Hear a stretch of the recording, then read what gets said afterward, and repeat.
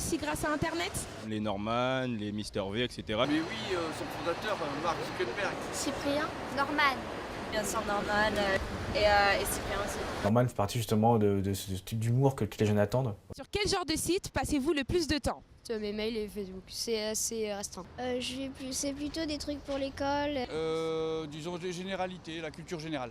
Sur les blagues de mode. Moi je regarde beaucoup de sites de sport pour la course à pied, aussi des blogs, j'adore tout ce qui est blog de mode, j'en regarde plein.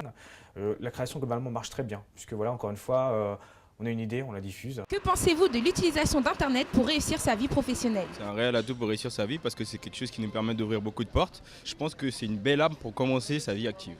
Ça aide beaucoup dans n'importe quel domaine et voir tout ce qu'on a besoin. Beaucoup d'humoristes et tout qui se sont dévoilés sur Internet et du coup ça peut lancer des carrières. Ouais. Dans votre génération, vous l'avez eu tout de suite Internet, c'est accessible.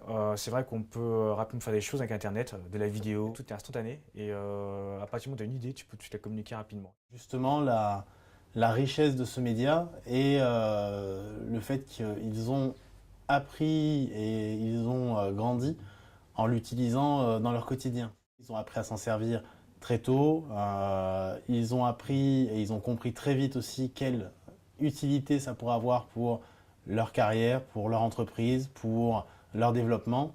Et ils se sont appuyés sur le média, son potentiel et les outils qu'il compose pour justement travailler à cette réussite. Il est à la fois durable mais aussi éphémère, il est très dépendant de certaines choses.